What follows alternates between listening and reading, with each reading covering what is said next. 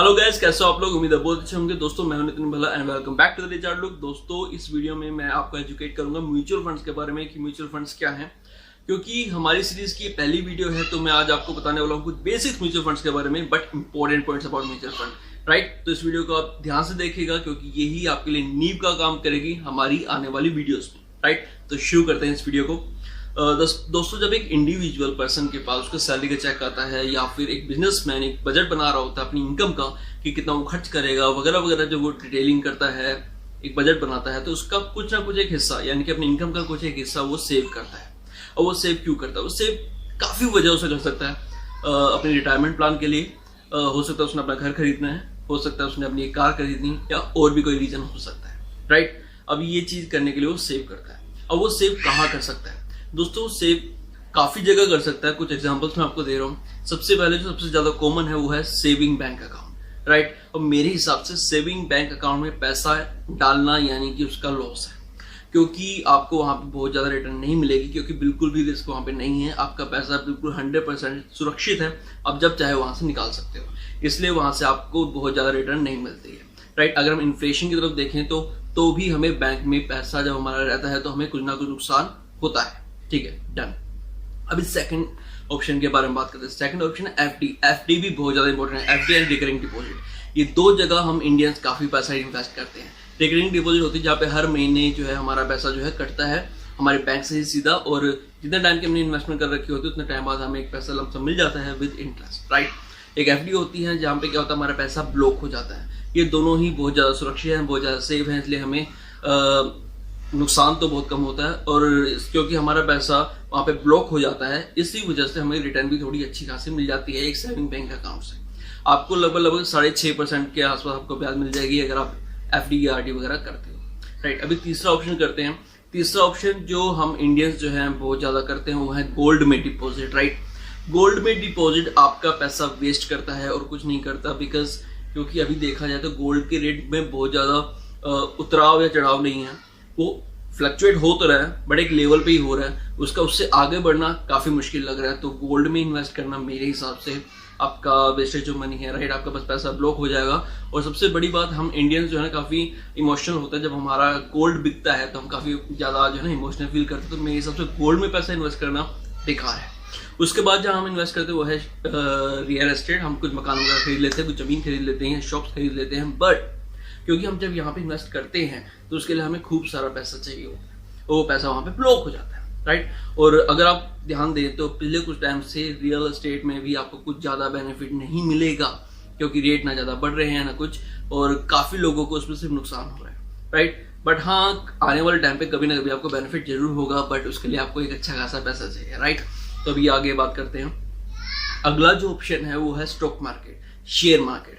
Share market में आप अच्छे से जानते हैं कि जो बंदा जितनी जल्दी उठता है वो उतनी जल्दी नीचे भी गिर सकता है, क्योंकि अगर आपके पास प्रॉपर इंफॉर्मेशन नहीं है, आपके पास प्रॉपर एजुकेशन नहीं है, आपको नहीं पता कि वहाँ पे इन्वेस्टमेंट कैसे करनी है, आपको नहीं पता कि हमारी इन्वेस्टमेंट वहाँ पे कैसे परफॉर्म कर रही है, आपको नहीं पता कि स्टॉक्स शेयर्स को कैसे जो है एनालिसिस करते हैं, तो आपको वहां पे इन्वेस्टमेंट करना बेकार है। अब वहां पे आपको सिर्फ और सिर्फ नुकसान होगा। कोई रियली चांस है कि आपको वहां पे कुछ बेनिफिट हो जाए, राइट। अगर आप वहां पे इन्वेस्ट कर रहे हैं तो किसी के बेस पे करने से बेटर है आप वहां पे थोड़े एजुकेशन ले, कुछ एजुकेट हो, कुछ जानकारी इकट्ठी करिए, फिर वहां पे इन्वेस्ट करिए। अभी पांचवा ऑप्शन आता है म्यूचुअल फंड्स के बारे में, और जिसके बारे में डिटेल वीडियो है, ठीक है। तो अभी शुरू करते हैं। अभी दोस्तों म्यूचुअल फंड स्टार्ट करने से पहले मैं आपको 4 फैक्टर्स के बारे में बताना चाह रहा हूँ, और ये चारों फैक्टर्स आपके लिए जानना बहुत ज्यादा जरूरी है, तभी आप आगे बढ़ पाएंगे म्यूचुअल फंड्स की इस कहानी में। तो सबसे पहले शुरू करते हैं रिटर्न के बारे में कि रिटर्न क्या होता है। रिटर्न का मतलब है रिटर्न ऑन इन्वेस्टमेंट। आपने पैसा लगा के कितना कमाया, राइट। अभी रिटर्न ऑन इन्वेस्टमेंट काफी मैटर करता है आपके लिए, बिकॉज आपने वहां पैसा लगाया तो उसके बदले में आपको कुछ रिटर्न चाहिए। अभी आपको इन्फ्लेशन के बारे में पता है कि हर साल कुछ ना कुछ रेट जो है बढ़ते रहते हैं। आपने देखा होगा, आपके सामने की बात ही है, आप 100 रुपए में जो पहले लेके आते थे वो आज की डेट में 200 या 150 या 250 रुपए में ही आप लेके आ पाते हो। यानी कि क्या है, रेट बढ़ रहे हैं, उस चीज की वैल्यू बढ़ रही है, और जो करेंसी है उसकी जो वैल्यू है वो कम हो रही है। यानी कि कमोडिटी की वैल्यू बढ़ रही है और करेंसी की वैल्यू कम हो रही है। इसे इन्फ्लेशन कहते हैं, और इसका इम्पैक्ट आपकी मनी पे पड़ता है। तो ये सब चीज को कंसीडर करके हम क्या करते हैं, रिटर्न देखते हैं। इन सब चीजों के बारे में आपको डिटेल वीडियो मिलेगी जहां मैं आपको अच्छे से डिस्कस आपके साथ करूंगा कि क्या रिटर्न है। ठीक है, तो अभी एक बेसिक से इंट्रोडक्शन है, तो मैं आपको बस एक इंट्रोड्यूस करा रहा हूँ इन टर्म्स के बारे में, राइट। तो रिटर्न होती है कि कितना आप एक्सपेक्ट करते हैं कि आपको रिटर्न आएगी पैसा लगाने के बाद। ठीक है, और सबसे ज्यादा मैटर जो उसमें करता है वो है इन्फ्लेशन, राइट। डिस्कस करेंगे आगे। अभी सेकंड फैक्टर के बारे में बात करते हैं, वो है रिस्क। जो रिस्क है वो भी बहुत ज्यादा मैटर करता है। यस, बहुत ज्यादा मैटर करता है, क्योंकि जो एक इन्वेस्टर है वो अलग अलग तरीके के होते हैं। क्योंकि एक इन्वेस्टर वो होता है जिसके पास खूब सारा पैसा है और वो बहुत ज्यादा रिस्क नहीं लेना चाहता, वो अपनी लाइफ को बहुत अच्छे से जी रहा है और बहुत ज्यादा रिस्क नहीं लेना चाहता, इसलिए वो चाहता है कि जहाँ वो इन्वेस्ट करे वहां पे भी ज्यादा रिस्क ना हो, यानी कि उसका पैसा डूबने का रिस्क ना हो। ठीक है, अभी उसका बहुत पैसा है बट स्टिल वो रिस्क लेना नहीं चाहता है। तो ये हो गया इन्वेस्टर। सेकंड इन्वेस्टर वो होते हैं जिनके पास पैसा बहुत ज्यादा नहीं होता बट वो वेल्थ क्रिएट करना चाहते हैं और वो बहुत ज्यादा रिस्क भी नहीं ले सकते। ऐसे भी इन्वेस्टर्स हैं। कुछ इन्वेस्टर ऐसे हैं जिनके पास पैसा बहुत ज्यादा नहीं है, स्टार्टिंग कर रहे हैं और बट वो चाहते हैं कि वो रिस्क ले सकते हैं क्योंकि वो लंबे टाइम तक इन्वेस्ट करना चाहते हैं। अभी टाइम के बारे में डिस्कस करेंगे, बट कुछ इन्वेस्टर्स हैं जो उनके पास बहुत सारा पैसा नहीं है और वो इन्वेस्ट भी करना चाहते हैं, वो वेल्थ भी क्रिएट करना चाहते हैं, तो वो एक लेवल का रिस्क ले लेते हैं। ठीक है, और ऐसे ही जो है कुछ इन्वेस्टर्स होते हैं, ये होता है रिस्क कि आपका पैसे जो है वो डूबने का कितना रिस्क है, कि आप कितने % उम्मीद है कि आपका पैसा जो लगा है वो डूब जाएगा या उसकी वैल्यू जो है और कम हो जाएगी, इसे कहते हैं रिस्क, राइट। अभी जो तीसरा टॉपिक है वो है टाइम, राइट। टाइम भी उतना ही इंपॉर्टेंट है जितना रिटर्न एंड रिस्क। टाइम यानी कि आप कितने टाइम के लिए पैसे को इन्वेस्ट कर रहे हो, यानी कि पैसे को ब्लॉक कर रहे हो। अभी आप वहाँ पे पैसा इन्वेस्ट कर रहे हो तो वो पैसा आपके लिए बिल्कुल फ्री होना चाहिए, टेंशन फ्री होना चाहिए। जैसे कि आपने अगर वहाँ पे 10 लाख रुपए लगा दिए तो 10 लाख रुपए आपके बिल्कुल फ्री मनी होना चाहिए, बिल्कुल स्पेयर मनी होना चाहिए। आपको उसकी रिक्वायरमेंट, उसकी नीड रूटीन में नहीं पड़े, राइट। यानी कि आपके पास जो एक्स्ट्रा पैसा स्पेयर पड़ा हो वो ही वहां पे लगाए और वो लंबे टाइम तक लगाए, राइट। तो टाइम क्या होता है, कितने टाइम तक आपका पैसा वहां पे पड़ा है, और जितना ज्यादा टाइम होगा, टाइम पीरियड होगा, उतना ही ज्यादा आपको बेनिफिट होगा, राइट। तो रिटर्न जितनी ज्यादा उतना बेनिफिशियल है। ठीक है, इन्फ्लेशन को कंसीडर करना है। नंबर 2 रिस्क, जितना ज्यादा रिस्क उतना ज्यादा आपको क्या मिलेगी, रिटर्न। नंबर 3 टाइम, जितना ज्यादा टाइम उतना ज्यादा आपको रिटर्न। Okay, return. अभी ये बात हो गई 3 फैक्टर्स की। अभी चौथा फैक्टर हम डिस्कस करते हैं। चौथा फैक्टर भी बहुत ज्यादा इंपॉर्टेंट है, वो है डाइवर्सिफिकेशन। अभी डाइवर्सिफिकेशन क्या होती है दोस्तों, सपोज करो आपने एक कंपनी में सारा पैसा इन्वेस्ट कर दिया, राइट। सारा पैसा आपके पास, आपका उसके पास पड़ा है, बट अचानक से आप क्या सुनते हो, वो कंपनी बर्बाद हो गई है या कोई भी दिक्कत होगी, उसके पे केस आ गया, उसका प्रोडक्ट खराब है, कुछ भी जिसकी वजह से उसकी मार्केट डाउन हो गई। उसकी वजह से आपको क्या होगा, आपका जो सारा का सारा पैसा वो डूब जाएगा, राइट। और कोई भी चांसेस नहीं होंगे कि आपको कोई भी बेनिफिट मिलेगा। पैसा गया तो गया, आपका नुकसान है। बट अगर आपने पैसा अलग अलग जगह लगाया होगा, किसी कंपनी ए, कंपनी बी, कंपनी सी, कंपनी डी, कंपनी ई में, तो आपको चलो ठीक है ए एंड बी से नुकसान होगा, बट सी, डी, ई ये आपको बेनिफिट देंगे, आपको मुनाफा देंगे, जिसकी वजह से आप कवर अप कर लेंगे और आप प्रॉफिट में ही रहेंगे, या अगर लॉस होगा भी तो काफी कम हो जाएगा, राइट। ये होता है डाइवर्सिफिकेशन। यानी कि एक छोटा सा पॉइंट है जो एक हर बड़ा इन्वेस्टर जो भी है, जो भी फेमस इन्वेस्टर है, वो आपको कहेंगे डाइवर्सिफिकेशन बहुत ज्यादा जरूरी है। कभी भी अपना पैसा एक जगह पे मत रखिए, आपको नुकसान होगा। आप हमेशा पैसा अलग अलग जगह रखिए, तो उससे आपको कुछ ना कुछ बेनिफिट होगा, राइट। अभी डाइवर्सिफिकेशन हम जो है डिस्कस कर चुके हैं। अभी हम सीधा जा रहे हैं म्यूचुअल फंड्स के बारे में कि म्यूचुअल फंड्स क्या हैं, म्यूचुअल फंड कौन क्रिएट करता है, कौन लेके आता है, और उसमें हम कैसे इन्वेस्ट करते हैं और कितने टाइप के होते हैं। तो शुरू करते हैं। तो दोस्तों अभी मेन टॉपिक के बारे में बात करते हैं, म्यूचुअल फंड्स के बारे में।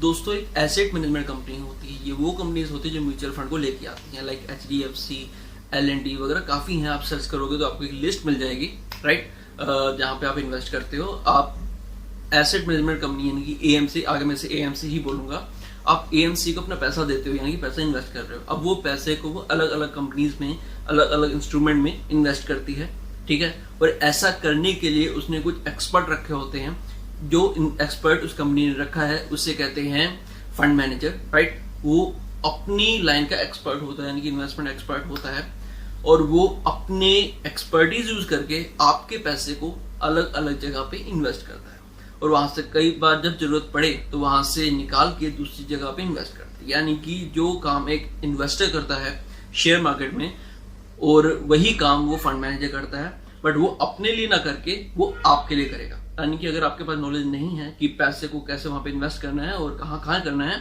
तो ये काम आपके लिए वो एक्सपर्ट करेगा और उसे आपसे ज्यादा नॉलेज होगी। बट स्टिल मैं आपको कहना चाहता हूँ, आपकी जगह पे ये काम कोई और कर रहा है और माना कि वो एक्सपर्ट है, बट हो सकता है कि वो गलती कर जाए। और ये पूरी तरह से डिपेंड करता है मार्केट की सिचुएशन पे कि आपको क्या प्रॉफिट होगा, क्या लॉस होगा, राइट? ठीक है, डन। अभी मैंने आपको बता दी एक एसेट मैनेजमेंट कंपनी जो म्यूचुअल फंड को लेके आती है, एक फंड मैनेजर जो आपके पैसे को इन्वेस्ट करता है अलग अलग जगह पे, राइट? तभी आगे बात करते हैं म्यूचुअल फंड कितने तरीके के होते हैं। दोस्तों, जब जो फंड मैनेजर है वो आपके पैसे को इक्विटी शेयर्स में लगाता है तो उसे कहते हैं इक्विटी म्यूचुअल फंड, राइट? तो उसमें आपका सारा का सारा पैसा इक्विटी शेयर्स में लगा होता है। अलग अलग कंपनीज के डिफरेंट कंपनीज में आपका पैसा लगा होता है, उनके इक्विटी शेयर्स में, उसे कहते हैं equity capital, equity mutual fund, right? और इसमें क्योंकि इक्विटी कैपिटल में लगा होता है, इक्विटी शेयर्स में लगा होता है, कंपनीज में लगा होता है, तो इसमें रिस्क होता है ज्यादा, रिटर्न होती है ज्यादा, राइट? बट क्योंकि डिफरेंट जगह पे डाइवर्सिफिकेशन है तो इसलिए इसमें रिस्क शेयर मार्केट से कम है, राइट? यानी कि अगर आपको एक कंपनी से लॉस हुआ बट दूसरी कंपनी से आपको गेन हो जाएगा, तो ओवरऑल आपको कोई ना कोई प्रॉफिट हो ही जाएगा। Okay, done. अभी जो आपका फंड मैनेजर है, अगर वो पैसे को बड़ी बड़ी कंपनी में इन्वेस्ट करता है तो उसे लार्ज कैपिटल म्यूचुअल फंड कहते हैं, और अगर वो छोटी छोटी कंपनीज में करता है जो उनके पास ग्रोथ करने का बहुत ज्यादा ऑप्शंस होते हैं, बहुत ज्यादा अपॉर्चुनिटीज होती हैं, तो उसे स्मॉल कैप कहते हैं, राइट? लार्ज कैप जो होती हैं, जो बड़ी बड़ी कंपनीज होती हैं, क्योंकि वो अपने पीक लेवल पे होती हैं, तो इसलिए उनके पास बहुत ज्यादा चांसेस नहीं होते ग्रोथ करने के, यानी कि रिस्क भी कम, रिटर्न भी कम।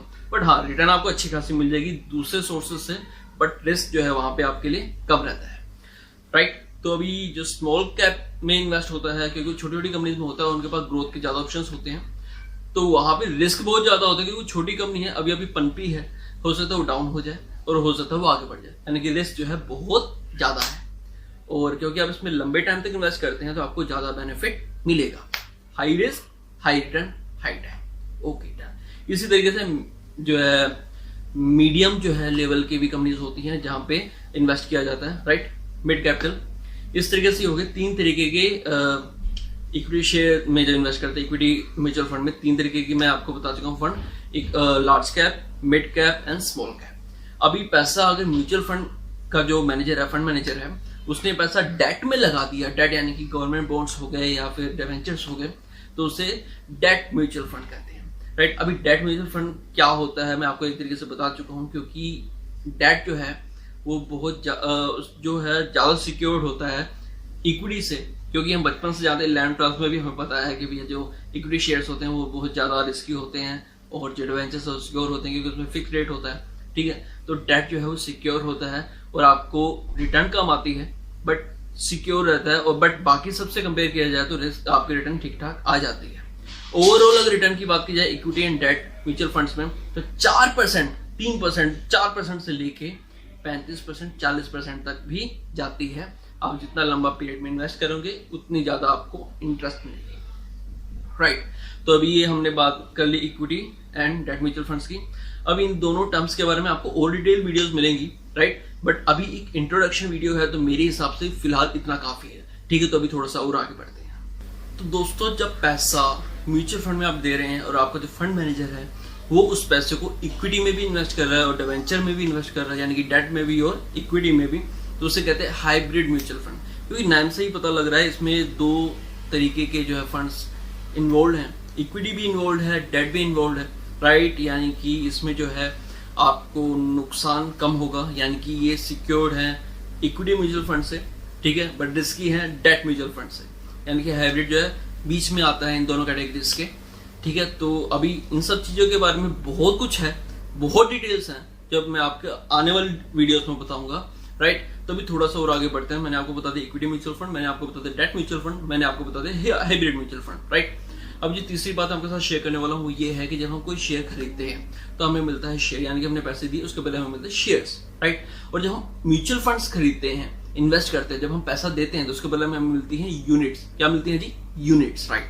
यानी कि हमने इतनी यूनिट्स खरीदी। अगर 50 रुपीज की एक यूनिट है तो हमने 100 रुपीज इन्वेस्ट किया है तो आपको 2 यूनिट्स मिलेंगे, राइट। सो गाइस, ये अभी तक की कुछ बेसिक बातें मैंने आपको बताई हैं जो आपको पता होनी चाहिए कि क्या होती हैं, क्योंकि एक इन्वेस्टर को जब उसकी बेसिक चीजें पता होंगी तो वो अच्छे से इन्वेस्ट कर सकेगा। आप भी साथ साथ R&D करते रहिए। और मैं अगर आपको कुछ सजेस्ट करूं तो आप पेटीएम मनी ऐप डाउनलोड कर लीजिए। ये कोई स्पॉन्सर वीडियो नहीं है, बट एक्चुअली वो इजी टू यूज है और आप वहां पर अकाउंट क्रिएट करिए और बाकी की धीरे धीरे मैं आपको गाइड करूंगा, इन्फॉर्म करूंगा कि आगे क्या करना है और कैसे करना है, राइट। तो अगर ये वीडियो पसंद आती है तो प्लीज वीडियो को लाइक करें, कमेंट करें, शेयर करें उन सबके साथ जो इन्वेस्ट करना चाहते हैं, म्यूचुअल फंड के बारे में जानना चाहते हैं। और हमारी वेबसाइट को विजिट करिए www.therichartlook.com। वहाँ पे आपको काफी इंटरेस्टिंग एंड यूजफुल आर्टिकल्स मिलेंगे। और सब्सक्राइब करिए, बेल आइकन को प्रेस करिए। Thank you so much for watching. जय हिंद, जय भारत।